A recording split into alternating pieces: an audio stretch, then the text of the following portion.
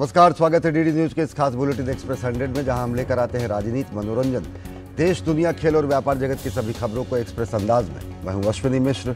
देखिए खबरें तेज रफ्तार से। सरकार ने संसद का विशेष सत्र बुलाया है। संसदीय कार्य मंत्री प्रहलाद जोशी ने सोशल मीडिया साइट एक्स पर पोस्ट कर बताया कि संसद का विशेष सत्र 18 से 22 सितंबर तक चलेगा। इसमें 5 बैठकें होंगी। प्रहलाद जोशी ने लिखा कि अमृतकाल के बीच संसद में सार्थक चर्चा और बहस का इंतजार कर रहा हूं। संसद का मानसून सत्र 20 जुलाई से 11 अगस्त तक चला था। राष्ट्रीय सांख्यिकी कार्यालय एनएसओ ने वित्त वर्ष 2024 की पहली तिमाही के लिए जीडीपी के आंकड़े जारी कर दिए हैं। एनएसओ द्वारा जारी आंकड़ों के मुताबिक चालू वित्त वर्ष 2023-2024 की अप्रैल से जून की तिमाही में भारत के सकल घरेलू उत्पाद में 7.8% की वृद्धि हुई, जबकि वित्त वर्ष 2022-2023 की पिछली जनवरी से मार्च की तिमाही में 6.1% वृद्धि दर्ज रिकॉर्ड हुई थी। एनएसओ के आंकड़ों के अनुसार कृषि क्षेत्र में 3.5% की वृद्धि दर्ज की गई है। 2022-2023 के अप्रैल से जून की तिमाही में ये 2.4% थी।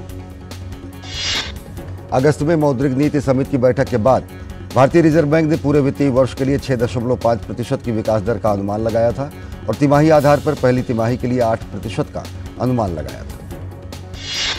एनएसओ द्वारा जारी आंकड़े के बाद भारत सबसे तेजी से बढ़ती प्रमुख अर्थव्यवस्था बना रहा, क्योंकि हाल ही में चीन ने अप्रैल से जून 2023 में 6.3% की वृद्धि दर्ज की। सूचना एवं प्रसारण मंत्री अनुराग सिंह ठाकुर ने जीडीपी आंकड़ों पर खुशी जाहिर करते हुए कहा कि भारत की अजेय आर्थिक वृद्धि में एक और मील का पत्थर है। प्रधानमंत्री नरेंद्र मोदी के दूरदर्शी और दृढ़ नेतृत्व में भारत दिल में राष्ट्र और दिमाग में मिशन के साथ प्रगति कर रहा है। बीजेपी के राष्ट्रीय प्रवक्ता सैयद जफर इस्लाम ने कहा कि देश की अर्थव्यवस्था और भारत पर्यायवाची हो गए हैं। उन्होंने कहा कि आज दुनिया में 2 ही बातों पर चर्चा हो रही है, एक चंद्रयान 3 की सुरक्षित लैंडिंग की और दूसरी भारत की अर्थव्यवस्था की। बीजेपी के राष्ट्रीय प्रवक्ता ने कहा कि पिछले कुछ साल में प्रधानमंत्री नरेंद्र मोदी के नेतृत्व में कुछ कड़े फैसले लिए गए, जिसकी बदौलत देश की अर्थव्यवस्था काफी मजबूत हो गई है।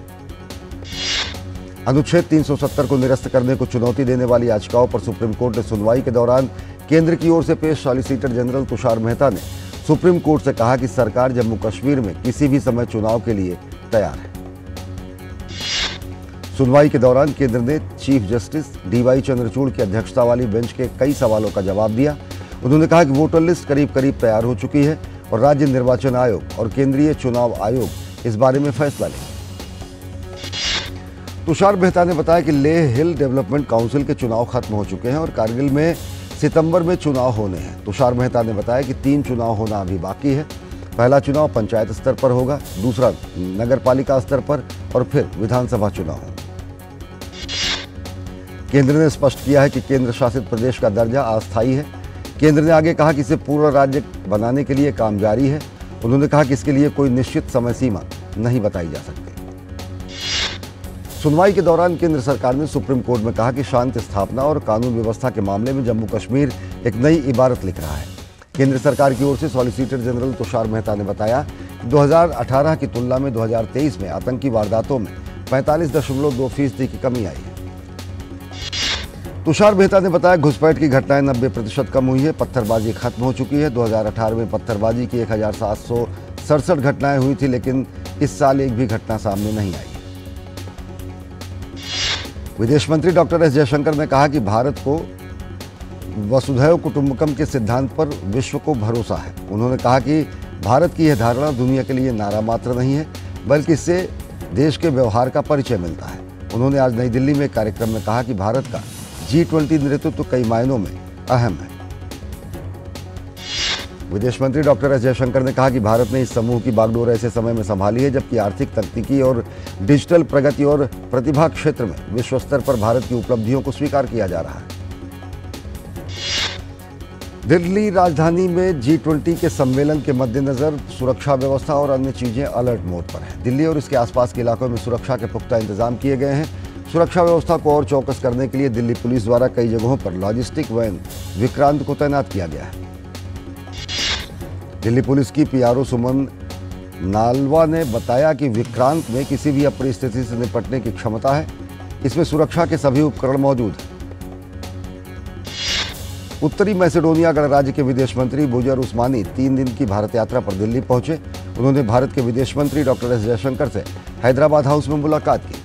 भारत की उत्तरी मैसेडोनिया के साथ घनिष्ठ और मैत्रीपूर्ण संबंध है।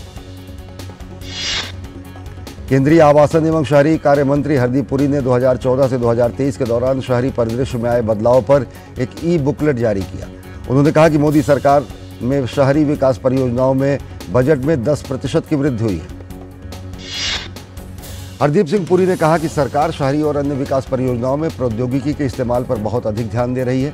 उन्होंने बताया कि सरकार अंतिम छोर पर संपर्क सुविधा उपलब्ध कराने की योजना पर काम कर रही है। हरदीप सिंह पुरी ने बताया कि देश में 3 लाख से 40 लाख तक की आबादी वाले क्षेत्र के भीतर बेहतर संपर्क सुविधा के लिए 10,000 ई बसें उपलब्ध कराई जाएंगी। उन्होंने कहा कि सरकार ने प्रधानमंत्री आवास योजना के अंतर्गत मकान उपलब्ध कराने में बड़ी उपलब्धि हासिल की है। ग्रामीण और दूर दराज के क्षेत्र के युवाओं के अप्रेंटिसशिप ट्रेनिंग को बढ़ावा देने के मकसद से कौशल विकास एवं उद्यमिता मंत्रालय ने कॉमन सर्विस सेंटर के बीच एक अहम समझौता किया। इसके तहत हर साल ITI और जन शिक्षण संस्थान से प्रशिक्षित 40,000 युवाओं को कॉमन सर्विस सेंटर के जरिए अप्रेंटिसशिप मुहैया कराई जाएगी। कौशल विकास एवं उद्यमशीलता राज्य मंत्री राजीव चंद्रशेखर की उपस्थिति में आज नई दिल्ली में इससे संबंधित MOU पर हस्ताक्षर हुए। राजीव चंद्रशेखर ने इस मौके पर कहा कि इस महत्वपूर्ण समझौते से ग्रामीण क्षेत्र के युवाओं के लिए रोजगार के अवसर पैदा होंगे। केंद्रीय मत्स्य पालन, पशुपालन और डेयरी मंत्री पुरुषोत्तम रूपाला और राज्य मंत्री एल मुरुगन ने कन्याकुमारी के थेंगापट्टनम फिशिंग हार्बर में सागर परिक्रमा के चौथे चरण का शुभारंभ किया। इस परिक्रमा का ये नया चरण अलग अलग योजनाओं द्वारा कन्याकुमारी, थिरुवेनवेली, थुडुकुडी और रामनाथपुरम सहित तमिलनाडु के 4 तटीय जिलों के मछुआरों को फायदा पहुंचाएगा। केंद्रीय मंत्री सर्बानंद सोनोवाल ने आज गुवाहाटी में ग्लोबल मैरीटाइम इंडिया समिट 2023 के उद्घाटन समारोह में एक रोड शो में हिस्सा लिया। उन्होंने मोदी सरकार की तारीफ करते हुए कहा कि केंद्र सरकार ने जहाजरानी और जलमार्ग के क्षेत्र में 2014 से 5,200 करोड़ रुपए का निवेश किया है। जया वर्मा सिन्हा रेलवे बोर्ड की चेयरपर्सन बनाई गई हैं। ये जिम्मेदारी संभालने वाली देश की पहली महिला होंगी। वे अनिल कुमार लोहाटी की जगह लेंगी। 1 सितंबर 2023 को वे पदभार ग्रहण करेंगे। राष्ट्रपति द्रौपदी मुर्मू ने आज छत्तीसगढ़ के रायपुर में ब्रह्म कुमारीज की थीम ऑफ द ईयर सकारात्मक परिवर्तन का वर्ष के राज्य स्तर कार्यक्रमों के शुभारंभ में शिरकत किया। राष्ट्रपति ने कहा कुछ समय बिना इलेक्ट्रॉनिक गैजेट्स के उपयोग के बिताएं। यह हमारे शारीरिक और मानसिक स्वास्थ्य के लिए बेहद आवश्यक है। राष्ट्रपति ने कहा कि देश के युवाओं के लिए प्रतिस्पर्धा का एक सकारात्मक भाव है और इसमें अपनी मेहनत और ज्ञान को अपनी पहचान बनाना होगा। उन्होंने कहा कि समाज में अधिकतर लोग छोटी सफलता के लिए अपने सिद्धांतों और मूल्यों को भूलते जा रहे हैं, जो कि सही नहीं है।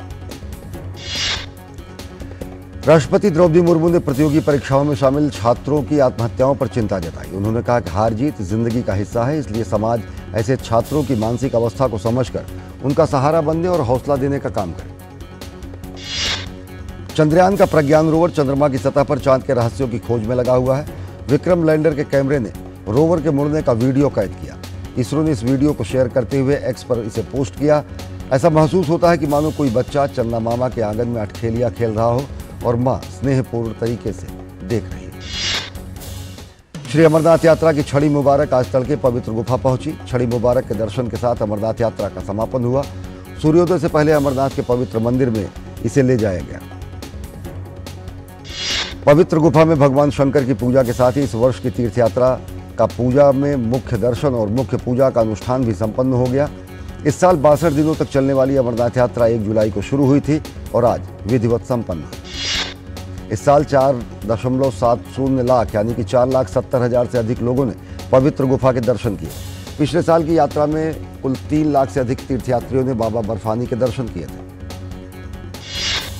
आज विश्व संस्कृत दिवस है। प्रधानमंत्री नरेंद्र मोदी ने सभी संस्कृत प्रेमियों की सराहना की। सोशल मीडिया पोस्ट में प्रधानमंत्री ने कहा, भारत का संस्कृत के साथ विशेष रिश्ता है।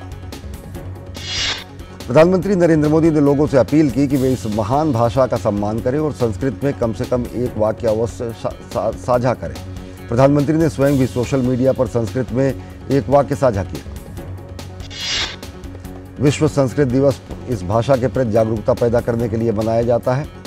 इसमें प्राचीन विद्वानों और मनीषियों और ऋषियों, धर्म और दर्शन के अनेक सम्मानित ग्रंथ लिखे गए।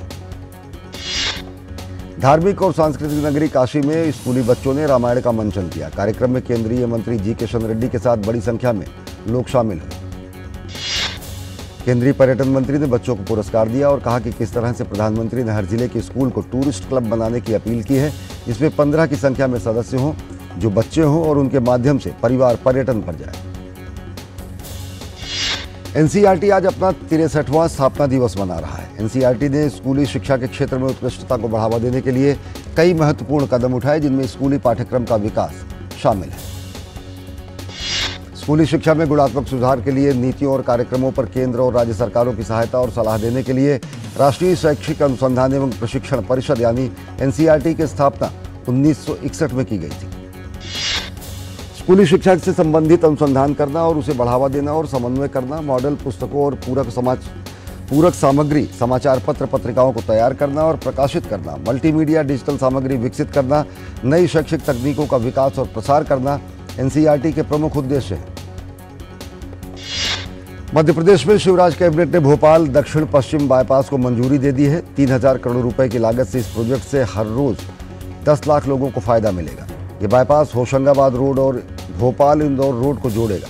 इस बाईपास से जबलपुर नर्मदापुरम से इंदौर मुंबई जाने वाले वाहनों की दूरी करीब 25 किलोमीटर कम हो जाएगी। बिहार के औरंगाबाद जिले के सोनारचक गांव में तालाब में डूबकर 5 बच्चों की मौत हो गई। गहरे पानी में जाने की वजह से सभी बच्चे डूब गए। ग्रामीणों की मदद से सभी बच्चों का शव तालाब से निकाला गया। राजस्थान में सत्ता परिवर्तन के लिए शुरू हो रही बीजेपी की परिवर्तन यात्राओं में करीब 72 सभाएं और कार्यक्रम आयोजित किए जाएंगे। हर दिन किसी न किसी यात्रा में बड़ी जनसभा का आयोजन किया जाएगा, जिसमें केंद्रीय मंत्री, केंद्रीय नेता और प्रदेश कोर कमेटी के सदस्य शामिल होंगे।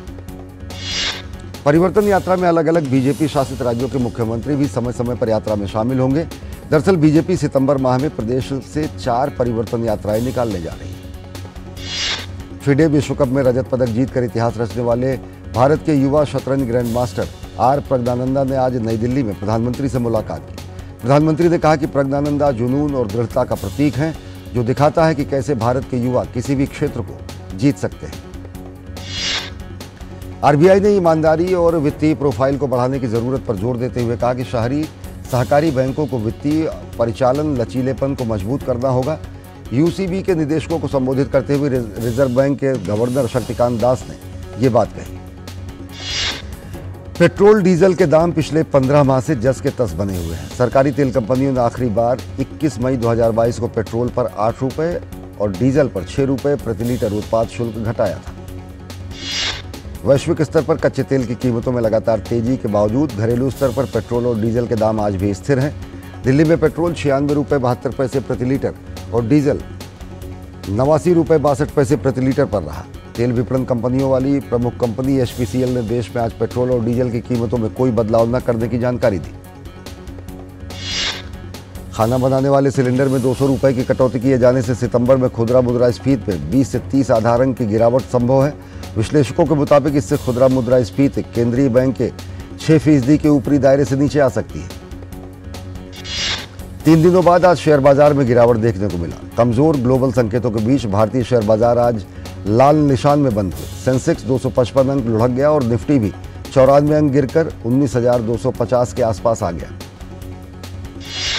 विदेशी बाजार में जबरदस्त तेजी रहने के कारण दिल्ली के बाजार में पाम ऑयल के दाम में तेजी देखने को मिली, जबकि गेहूं और चीनी में नरमी रही। बाकी सामग्री में ठहराव की स्थिति रही। भूटान, मॉरिशस, सिंगापुर को भारत ने 1.43 लाख टन गैर बासमती सफेद चावल के निर्यात की मंजूरी दी है, जिस पर भारत ने 20 जुलाई को प्रतिबंध लगा दिया था। फिलीपींस की राजधानी मनीला में आवासीय परिसर और गोदाम में आग लगने से 16 लोगों की मौत हो गई, 3 लोग घायल हो गए। अग्निशमन अधिकारियों के अनुसार आग सूर्योदय से पहले 2 मंजिला इमारत में लगी। इमारत में टी-शर्ट प्रिंटिंग के साथ श्रमिकों के आवास भी थे। इजराइल के नियंत्रण वाले चेक पॉइंट पर एक फलस्तीनी ट्रक चालक ने इजरायली सैनिक की हत्या कर दी और 2 अन्य को घायल कर दिया। इजराइल के पुलिस कमांडर ने कहा कि 41 वर्षीय ड्राइवर के पास इजराइल में काम करने का परमिट था। इस घटना को इस्लामिक आतंकवादी समूह हमास के हमले के रूप में देखा जा रहा है। यूक्रेन के विदेश मंत्री दिमित्रो कुलेबा ने रूस के आक्रमण के खिलाफ जवाबी कार्रवाई में कीव की रणनीति पर सवाल उठाने वाले आलोचकों पर निशाना साधा है। उन्होंने कहा कि रूसी सैनिक यूक्रेनी सैनिकों के चेहरे पर थूक रहे थे और वे हमारे सैनिकों से मानवीय व्यवहार नहीं कर रहे थे। बेलारूसी राष्ट्रपति अलेक्जेंडर लुकाशेंको ने कहा कि पोलैंड और बाल्टिक राज्यों द्वारा बेलारूस से रूस के वैगनर समूह की वापसी की मांग आधारहीन और मूर्खतापूर्ण थी। उन्होंने कहा कि रूस में वैगनर की उपस्थिति का विरोध तब तक अनुचित था जब तक पोलैंड और बाल्टिक्स में विदेशी सैनिक तैनात हैं जो नाटो के सदस्य भी हैं। जापान और स्पेन में पैदा हुए दो पांडा ने दक्षिण पश्चिम चीन के एक पार्क में अपना जन्मदिन मनाया। हाईबैंग और जिंग बाओ दोनों एक वैज्ञानिक मिशन के लिए पार्क 2018 में गुयांग पार्क में लाए गए। दोनों पांडाओं का गोल मटोल आकृति और मासूम चेहरे ने आगंतुकों को अपनी ओर काफी आकर्षित किया। चीन के विदेश मंत्रालय के प्रवक्ता वांग वेनबिन ने कहा कि चीन बेल्ट एंड रोड इनिशिएटिव की 10वीं वर्षगांठ मनाने के लिए तैयार है। उन्होंने कहा कि चीन अक्टूबर में अंतर्राष्ट्रीय सहयोग के जरिए तीसरे बेल्ट एंड रोड फोरम की मेजबानी करेगा। चीन मई 2017 में भी अंतर्राष्ट्रीय सहयोग के जरिए बेल्ट एंड रोड फोरम की मेजबानी कर चुका है। रूस यूक्रेन युद्ध के बाद अपने देश छोड़कर गई लाखों यूक्रेनियन माताएं और बच्चे वापस आ गए हैं, लेकिन इन बच्चों की मां अपने बच्चों को शिक्षा को लेकर काफी चिंतित हैं। बच्चों के अभिभावकों को पहले के माहौल में फिर से लौटने की उम्मीद है। ईरानी तीर्थयात्रियों का समूह ज़रबतिया सीमा पार करके इराक में प्रवेश किया। शिया मुस्लिमों के वार्षिक धार्मिक अनुष्ठान अरबईन के लोग करबला शहर के लिए आगे बढ़ रहे हैं। अब तक 10 लाख से अधिक ईरानी तीर्थयात्री इराक की सीमा में प्रवेश कर चुके हैं। अरबईन पैगंबर मोहम्मद के पोते इमाम हुसैन के लिए 40 दिनों की शोक अवधि के अंत का प्रतीक है। रूस ने कहा कि संयुक्त राज्य अमेरिका और यूरोपीय संघ द्वारा पैदा की गई बाधाओं के बावजूद रूस अनाज का एक विश्वसनीय आपूर्तिकर्ता बना हुआ है। रूस ने साफ कहा कि अफ्रीका में भोजन की कमी का रूस से कोई लेना देना नहीं है। अमेरिका के फ्लोरिडा में इडालिया तूफान के कारण जोरदार बारिश हुई। इस तूफान के कारण फ्लोरिडा के 21 मिलियन निवासियों को अलर्ट जारी किया गया। जॉर्जिया में भी तूफान का असर देखने को मिला।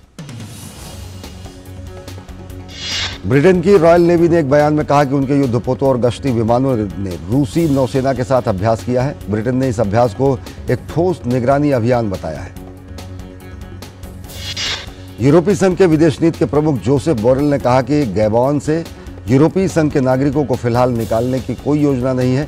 उन्होंने कहा कि अफ्रीकी देश में तख्तापलट आम चुनाव के बाद हुआ जो अनियमितताओं से भरा था। दक्षिण अफ्रीका के जोहानिसबर्ग में एक इमारत में आग लगने से 70 से ज्यादा लोगों की मौत हो गई। आग में बचे लोगों ने बताया कि कैसे वे धुएं से भरे अपार्टमेंट के ब्लॉक से बचकर निकले।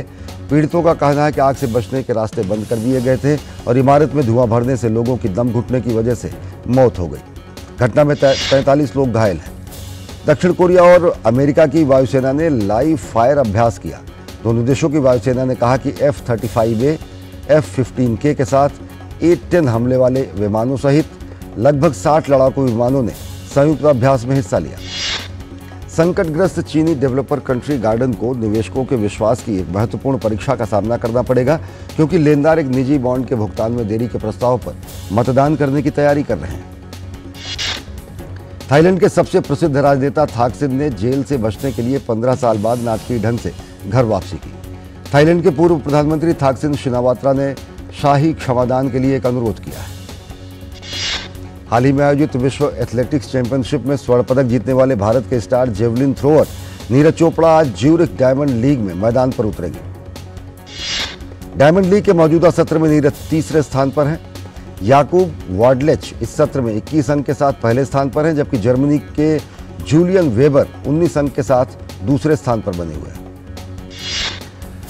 ओमान के सालालाह में खेले जा रहे एशियाई पुरुष हॉकी 5 प्रतियोगिताओं में भारत ने मलेशिया को 7-5 से हरा दिया।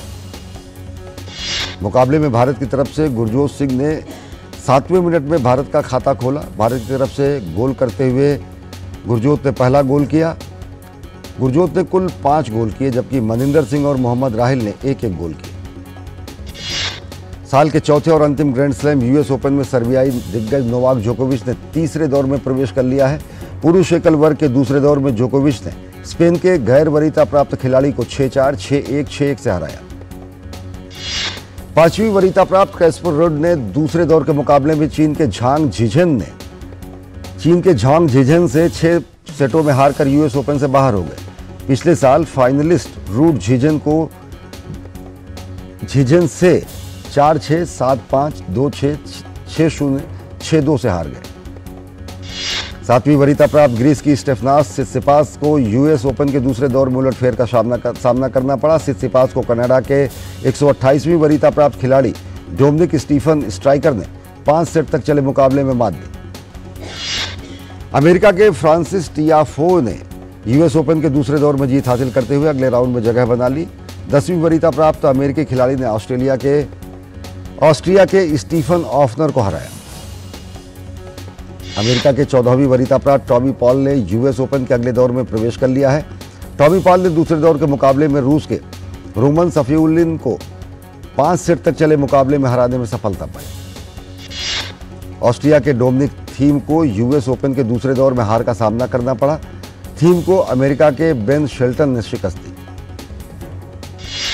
स्पेन के अलेजांद्रो डेविडोविच फोकिना ने दूसरे दौर की बाधा को पार कर लिया है। दूसरे दौर में फोकिना का सामना अर्जेंटीना के खिलाड़ी से था, जिनको उन्होंने आसानी से हराने में सफलता पाई। महिला एकल वर्ग में विश्व नंबर 1 खिलाड़ी इगा स्वांतेक ने दूसरे दौर की बाधा को पार कर लिया है। दूसरे दौर में स्वांतेक ने ऑस्ट्रेलिया की खिलाड़ी को मात दी। कजाकिस्तान की एलेना रायबाकिना ने यूएस ओपन के तीसरे दौर में जगह बना ली है। चेक गणराज्य की 11वीं वरीयता प्राप्त खिलाड़ी पेट्रा क्विटोवा दूसरे दौर में हारकर यूएस ओपन से बाहर हो गई। भारत के रोहन बोपन्ना और ऑस्ट्रेलिया के मैथ्यू एबडेन ने क्रिस्टोफर ओ कोलिन और एलेक्जेंडर वुविक की ऑस्ट्रेलियाई जोड़ी को हराकर यूएस ओपन के पुरुष युगल के दूसरे दौर में प्रवेश कर लिया है। शाहरुख खान ने अपनी बेटी सुहाना खान की फोटो के साथ सुहाना के लिए एक मजेदार नोट शेयर किया। बॉलीवुड अभिनेत्री सायरा बानो ने रक्षाबंधन पर अपने दिवंगत पति दिलीप कुमार और लता मंगेशकर के बीच कुछ पलों के बारे में फैंस को बताया। शाहरुख खान की फिल्म जवान का ट्रेलर रिलीज हो गया है। फिल्म की कहानी एक बेटे की है जो बाप और अन्य लोगों के साथ हुए अन्याय का बदला लेता है। 42 फिल्मों में काम कर चुके राजकुमार राव ने आज अपना 39वां बर्थडे मनाया। इंडियन फिल्म इंडस्ट्री के अगस्त 2023 में कमाई जबरदस्त रही। भारत की 7 फिल्मों ने दुनिया भर में 1926 करोड़ रुपए कमाए। एक्टर विजय देवरकोंडा ने अपनी अपकमिंग फिल्म कुशी का प्रमोशन करने के लिए वे अलग अलग शहरों में जा रहे हैं। गदर 2 ने बुधवार को 8.60 करोड़ रुपए की कमाई की। फिल्म अब तक कुल 475 करोड़ रुपए कमा चुकी है। आयुष्मान खुराना की फिल्म ड्रीम गर्ल 2 का भी बढ़िया बिजनेस चल रहा है। फिल्म ने बुधवार को 7.5 करोड़ रुपए का कलेक्शन किया। देश में पहली बार खेले जा रहे यूपी T20 लीग की ओपनिंग सेरेमनी में actress Amisha Patel, actor tiger Shroff और मीत ब्रदर्स ने धमाकेदार परफॉर्मेंस दी।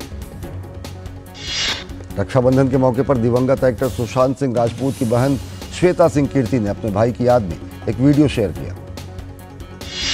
बाबा मोशन पिक्चर्स के बैनर तले बन रही बॉलीवुड अभिनेता राहुल शर्मा और मेघाश्री स्टारर फिल्म मांग भरो सजना की शूटिंग शुरू हो गई।